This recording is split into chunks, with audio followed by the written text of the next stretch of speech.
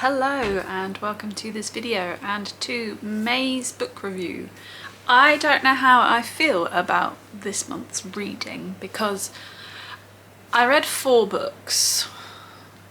I'm aiming for 5, so I obviously didn't hit that.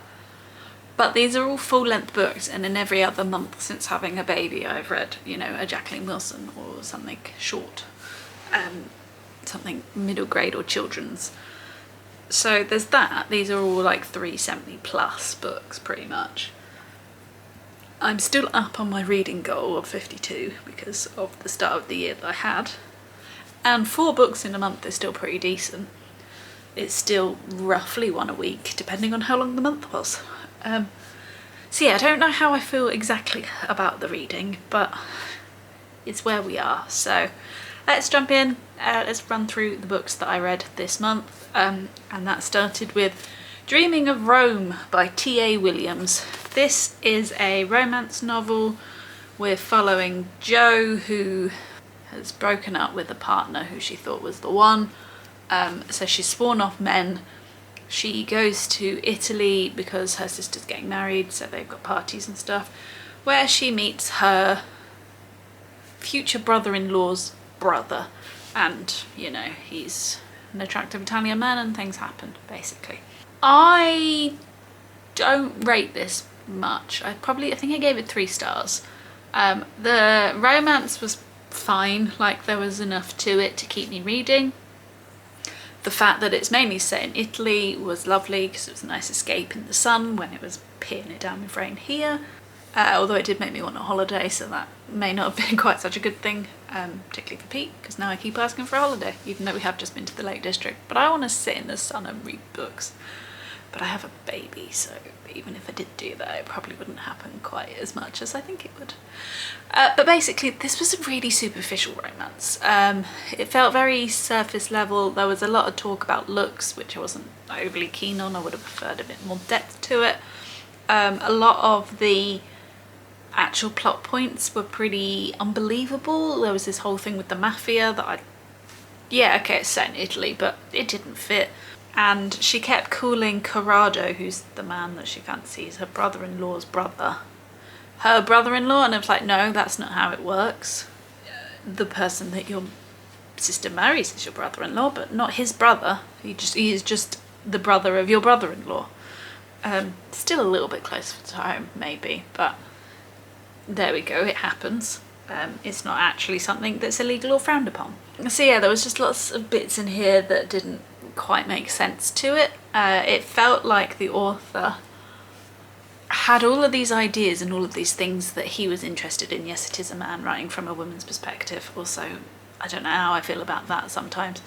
But yeah, it felt like he had too many interests or ideas that he was trying to cram into this book. So there's this whole stuff about butterflies, obviously there's this whole Italy thing, there's a lot of talk of green activism and that kind of stuff, and saving the planet and global warming, which are all fine and good points and all of that, but the level of detail that we went to in some of it, I feel like we needed some of it taken out. This is probably too long for the kind of book that this is. I did like Jo and Corrado as characters as much as we could get to know them, I suppose, but it just got frustrating that they just weren't together. It's like, we know it's going to happen, you know it's going to happen, just let it happen. So yeah, not my favourite romance. Won't be holding on to my copy of this.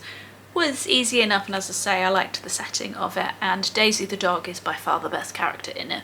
So would I recommend if you wanted something very easy, light-hearted, might be fun to read if you're on an Italian holiday, but probably not.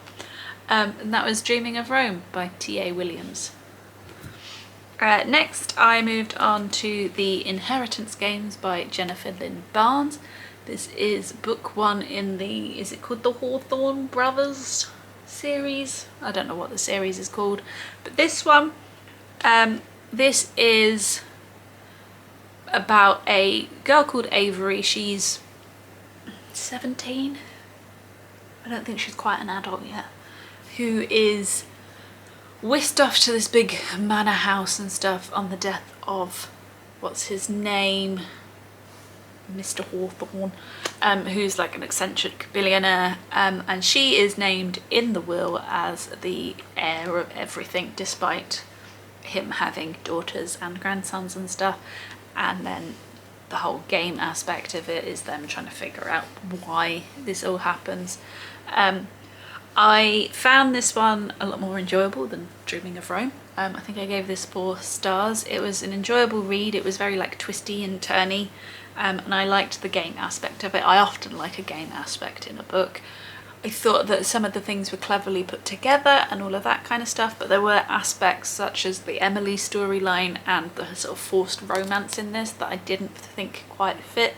This is also a 4-book series. I keep looking here because I've got the others just off camera, and I'm not entirely sure where we're going to go from there, although the end of this one did end with an indication of where the second book's going, but how we get 4 books I'm not entirely sure.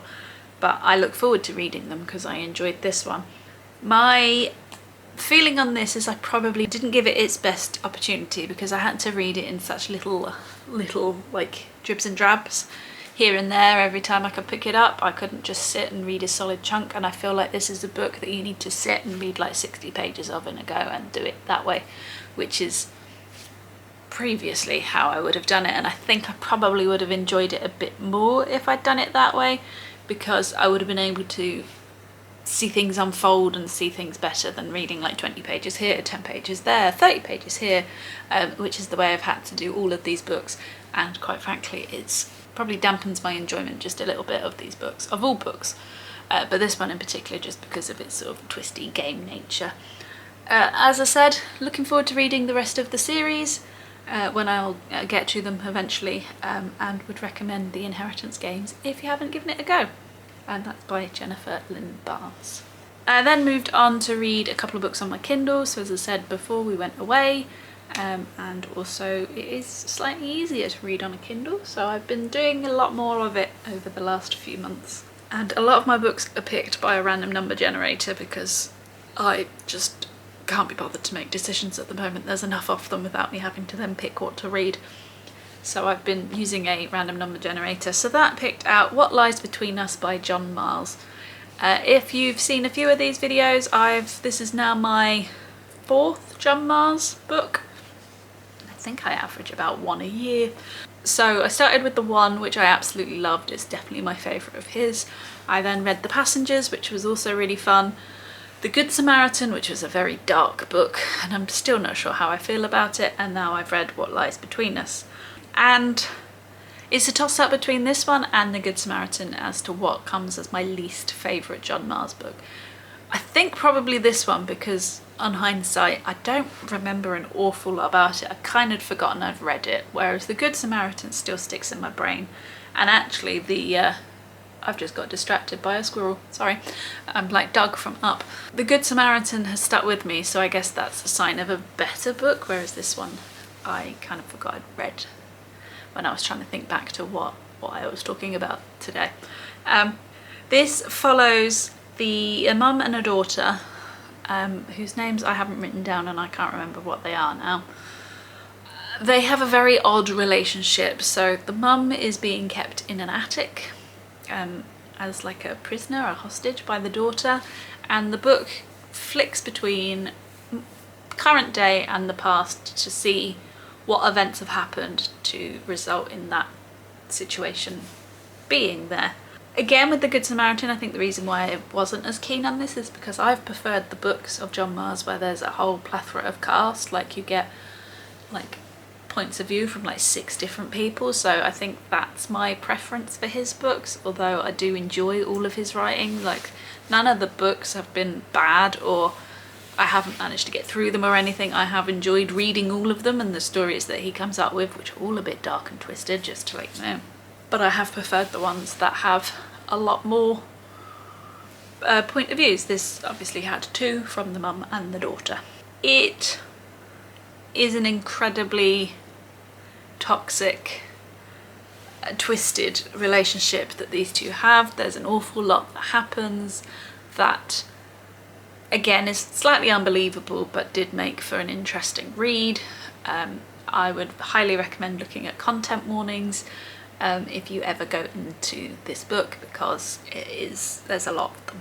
But obviously now having a mother-daughter relationship, although, you know, 4 months in, it's a bit more difficult for me to say I have a mother-daughter relationship when she entirely relies on me and all of that kind of stuff, whereas this is an adult and an adult. But now having that,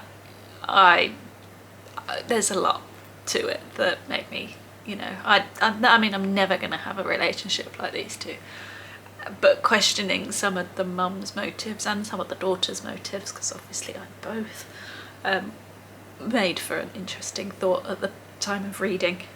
It's also very difficult to work out whose side you're on with this. You read a bit and you go, oh, that mum, she deserves to be in the attic, and then you read a bit more and go, oh, no, she doesn't, and then you read a bit more and you're like, yes, she does, and then you read a bit more and it's like, no, she doesn't. Same with the daughter, about whether she's right in doing it. I mean, she's not right in doing it, but you know what I mean. Like, if her motives are correct or not. So in that, again, in that aspect, it's a good read, in the fact that it does sort of change your mind a lot. But the ending was not how I wanted it to go. I wouldn't say it's disappointing, because it's one way of taking it and it's a way I can get on board with, but it's not quite how I would have wanted this book to end. So yeah, as I said, it's a toss-up between this and The Good Samaritan, to which one's my least favourite. I think I've got a couple more, and I would just like to read all of his books, because as I said, I do like his writing style. His imagination is a bit warped and twisted, so that always makes for a enjoyable, if not fun, read. So the last book I read was Barefoot in the Dark by Lynne Barratt-Lee. This again is another romance. We are following Jack and Hope. Hope works for a charity and is organising a fun run. She happens to lose a trainer in a train station. Jack picks it up. He's a local DJ on the radio station. So he sets up like a Find Cinderella feature on his radio show. She obviously picks it up and then uses that and his celebrity status for their fun run. As I said, it's a romance, so obviously there's a connection between the two of them. Unfortunately, this was also a pretty nothingy romance. I'm not having much luck with the romances that I'm reading at the moment, because they're all a bit bland. This is another one that I didn't really think they developed the relationship very well. In fact, it all seemed about sex. It all seemed about him being like, I haven't had sex in ages, I'd like to have sex, and then going, actually, I like this woman. And her being like, oh, I shouldn't want to have sex with him, but I am anyway. And oh no, now I like him. There wasn't really any other development to that relationship at all. It was pretty nothingy. So these two are both divorced. I liked both their characters. I think they probably would go quite well together. I just don't think it was developed at all. It was sort of, they just happened to be with each other and that's how it happened. I also don't really understand the whole point in having this fun run aspect to the novel, because it didn't have anything to it. But there's a hell of a lot of miscommunication in it, and you'll just get fed up with it. I'm not a big miscommunication trope person anyway. I find it irritating because a lot of it could have been bypassed, such as she left a message with his colleague at work. He didn't get it, she got humpty about it, he then stormed out and then found a post-it on his desk. I mean, yeah, that kind of stuff is just pointless. I don't like it, and this relied on it a bit too heavily for me. So again, pretty nothingy. I think this one probably had less that I liked than Dreaming of Rome, so this one I think was a 2.5 star, the other one was a 3, and I'm hoping somewhere on this shelf or on my Kindle I have a good romance, because I don't feel like I've read one for a long time. So there you go. Those are the 4 books that I read in May. We're now on to June. Pete is away for a few nights, which means I am looking after Eloise on my own. and I sort of intend on getting her to sleep and then reading. She goes to sleep at about 8 normally, so if I can stick to the routine, I'm gonna have at least an hour plus of reading time before I collapse myself. So hopefully I'll get a bit read in that time.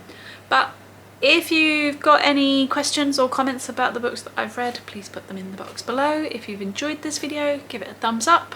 And if you haven't already and you're interested in what I do read in June or anything else that's going on in my life, click the subscribe button and I will see you in the next one. Bye!